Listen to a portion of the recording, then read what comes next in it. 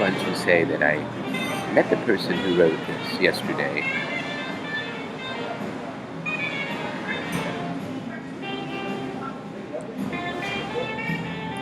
She says that Gandhi talks about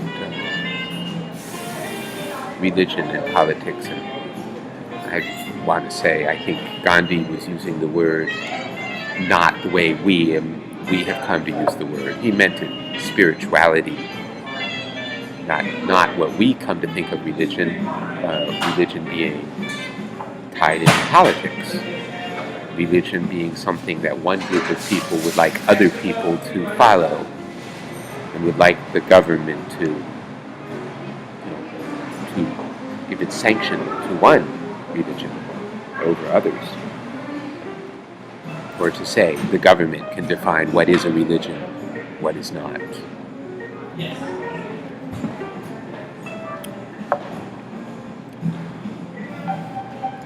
So, anyone who thinks that spirituality doesn't have anything to do with politics doesn't understand spirituality. And this woman goes on to say, I don't believe we can afford to be selectively conscious, applying more enlightened principles to only some aspects of human endeavor. And I completely agree with you. The wisdom of the heart is the one thing most lacking in politics today. But how can we complain about it if we ourselves aren't putting it there? We need to make a concerted effort now to turn love into a political force. I agree. Love is more powerful than hate, though hate is much more easily organizable. And when hate is highly organized, it can crush the efforts of love that is not organized. And so our challenge is to organize the forces of positivity and while staying true to what it truly is. And therein lies a bit of an issue, because certainly if we've got our current system of government, which is based on money and lies, that's what's organized. And I don't believe that trying to win at that game, certainly in the short term, in say the next election cycle, can do anything but put pressure on us to put love aside for now, put honesty aside for now, put real issues aside for now, because we got to get into a position of power so that when we can do something. I mean, how much more common of a thought can there be throughout the history of any kind of democracy where people have said, well, let me get involved to do something good. And as I learn that this, I got to play certain games, blah, blah, blah, blah, blah. Well, there are actually some people who stay true. I think of people who tend to be a little bit wacky. People, let's just talk about people on opposite ends of the spectrum. Somebody like Ron Paul, and then somebody like Dennis Kucinich. I'll tell you, I think that if there were a breakdown of law and order and things devolved into neighborhood by neighborhood or family by family fighting over resources, which is not an impossible possibility in the future, but it's whether it's likely to happen or not. I'm not saying I think it's going to happen here. It certainly happens in some places. It's happening right now in some places.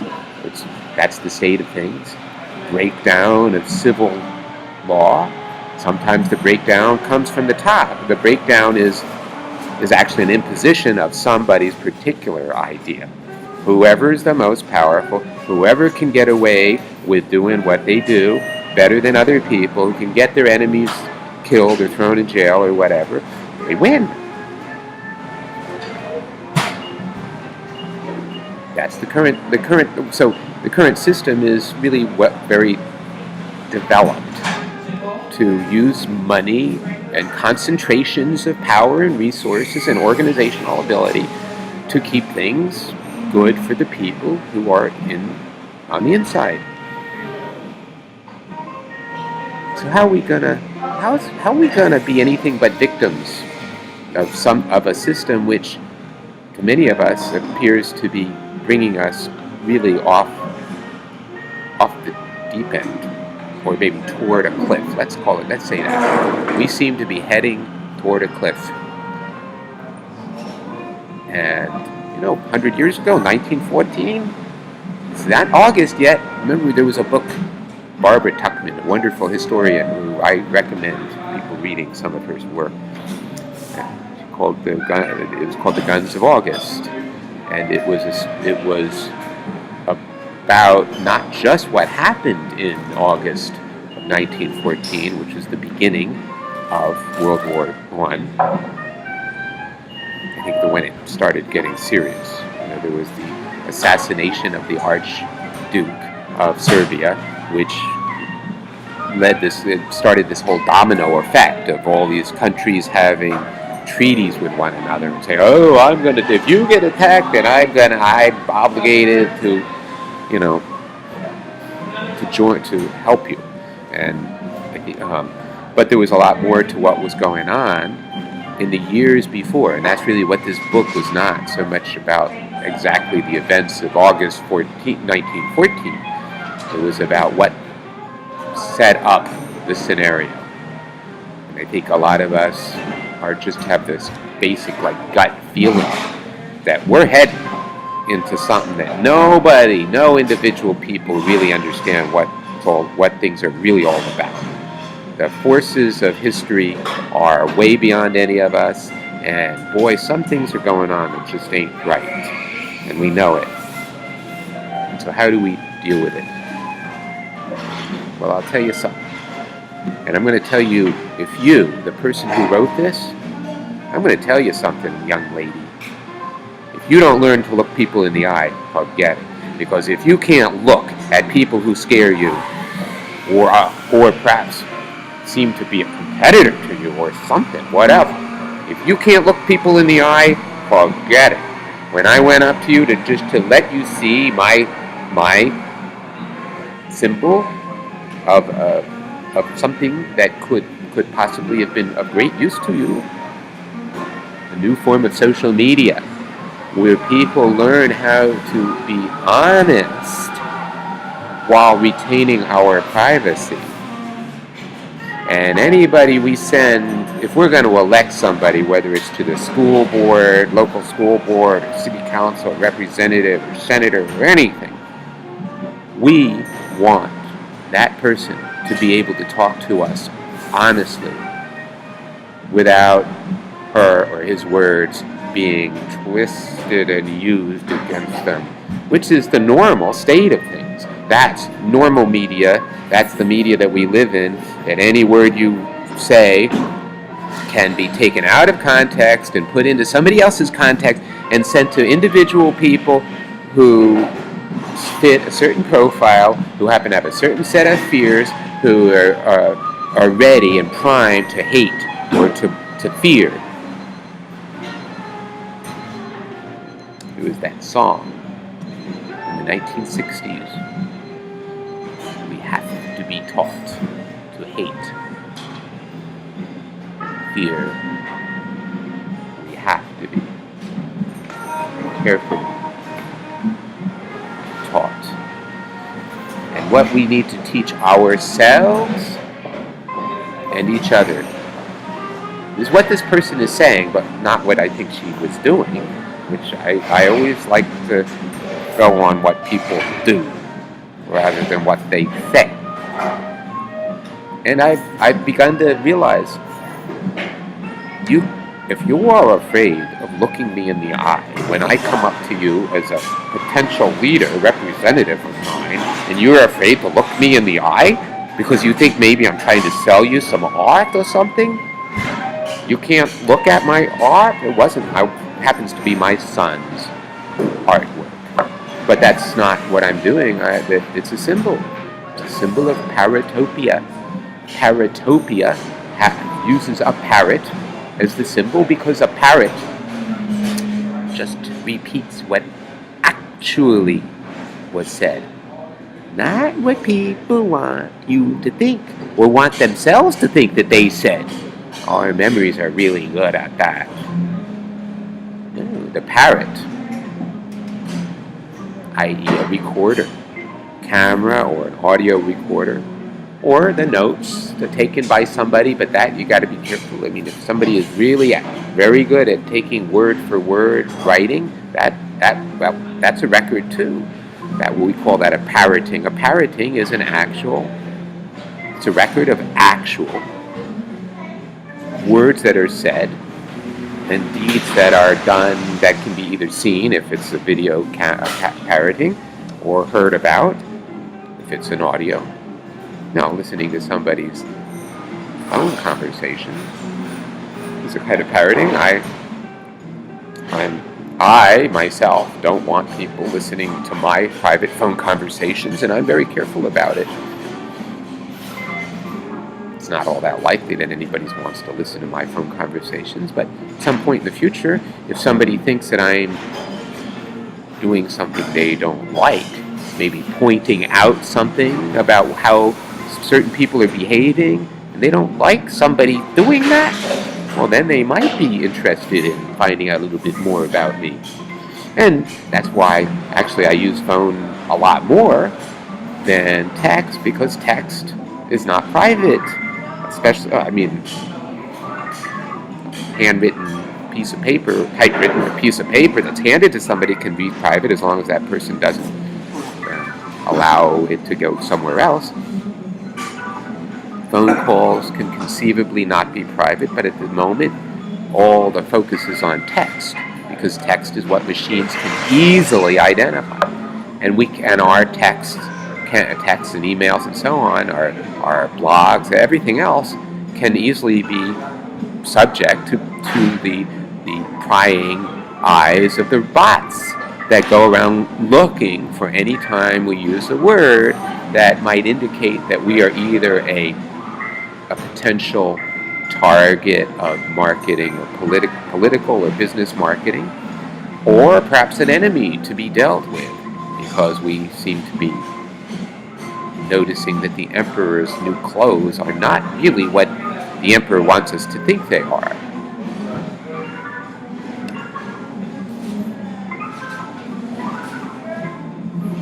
Let's create a new chapter in American history. I'm going to up you one, you who cannot make eye contact with a person, unless maybe your handlers say it's okay, and they were watching you. Your handlers were watching you to find out what you were going to do, and they do what you do. You're a leader. No, we're going to ignore this guy. We're just going to ignore him. Just ignore him. Act as if he doesn't exist. Now, I would like to see somebody go to Congress and be effective by just ignoring things that she doesn't want to know about. And she sets the tone for all her helpers to also ignore the people that she doesn't want to know about.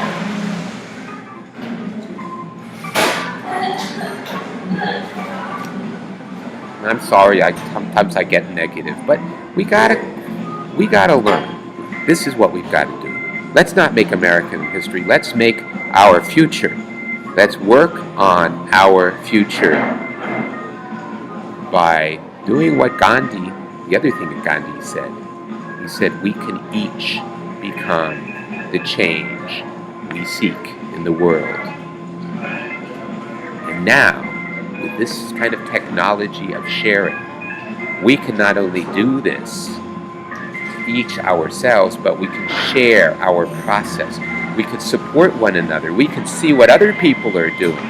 We can move out of this consumerist way of thinking about what we spend our time at looking at a computer or our phone, and say, instead of just being consumers of other people's entertainment, why don't we use it to learn what people who are learning things that we want to learn, watch them learn.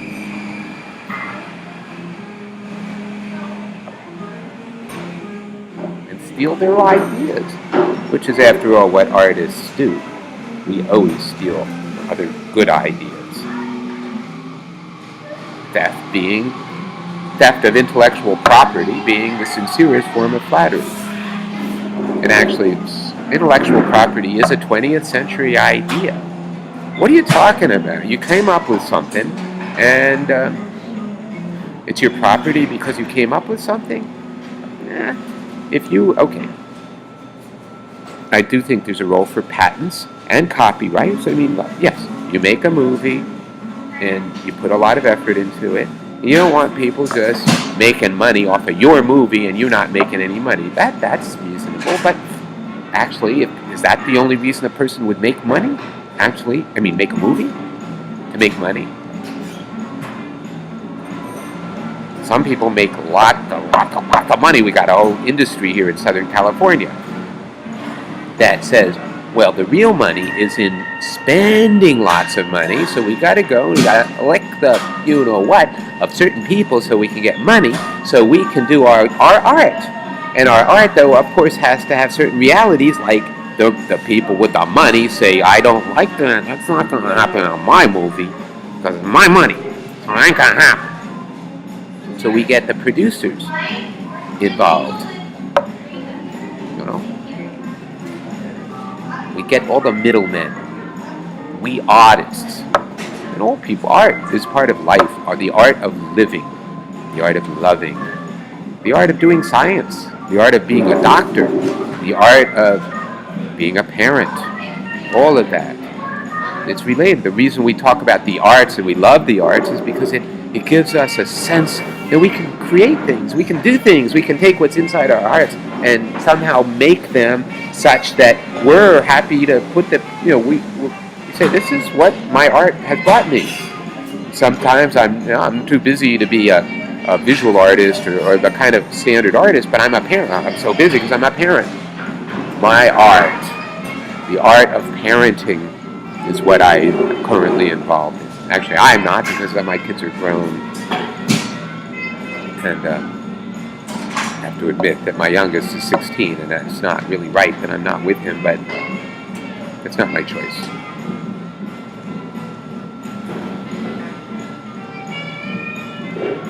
And he and I are going to be father and son again, as my other son and my daughter and I will be father and daughter again. It's not now. It happens. It happens.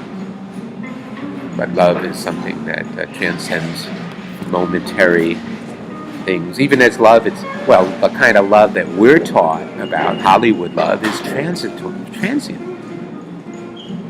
Transitory is the right word. It's just kind of fleeting, comes and goes. That's not the love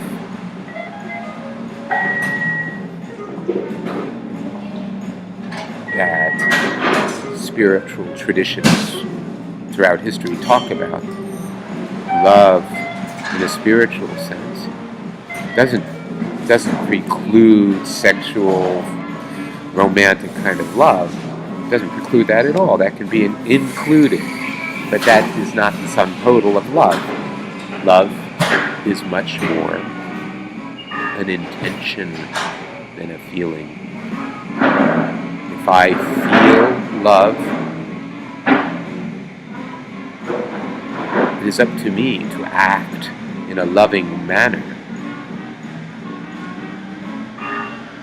to support, nurture that love, protect it, keep it alive. That's my job as a lover of life. Why shouldn't I love life? It's all I got, as well as everybody else around me. If you're capable of hearing me, you're a human, just a full human with everything that a human is. It's an amazing thing being human. We're only human for a certain amount of time. And we move on to something else. Whatever that is, I don't know what that is. That's the realm of religion. Stuff that I don't know. So I have to say, well, I believe X, and you believe Y. Does one of us have a greater connection with the truth than the other about things that nobody can possibly know? I don't think so. So, anyway, I'm blabbing a lot. But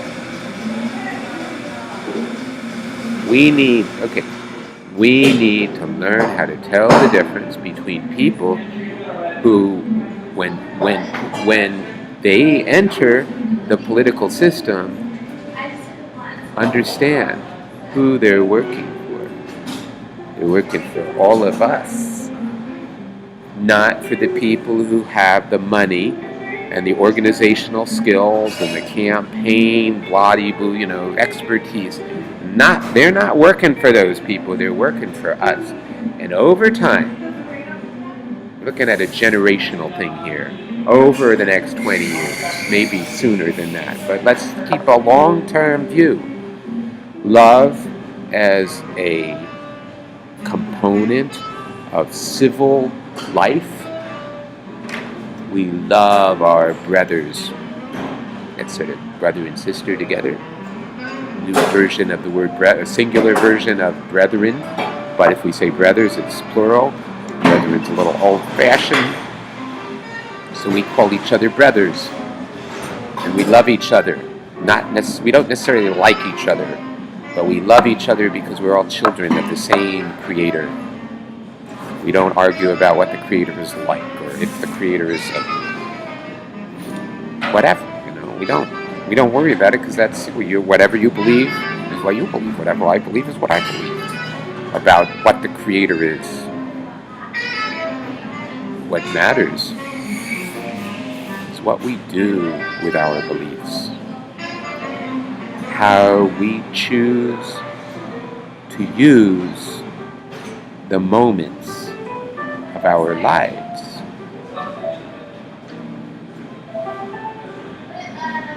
And after all, what is life but a series of moments in which we are either engaged and connected, or from which we escape, allow yet another opportunity to go by, or ignore a threat that's in the process of happening. And I would say that people now are trained, conditioned by messages that come from all around. Messages that say things that somehow translate into money are important, other things are not so important.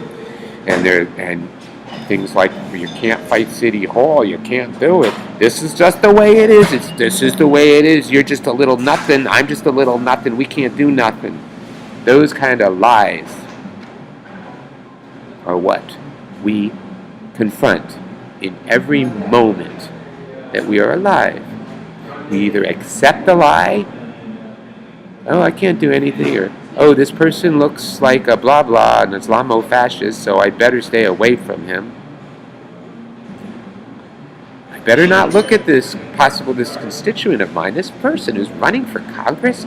She won't even look me in the eye for a moment. She's got her people around her. I've come to her fundraiser, and I want to just say hello. I'm your constituent. I might have something to offer you. No, I can't look you in the eye because of blah blah blah. Why? What lie does all your spirituality not have the ability to see through that you are living?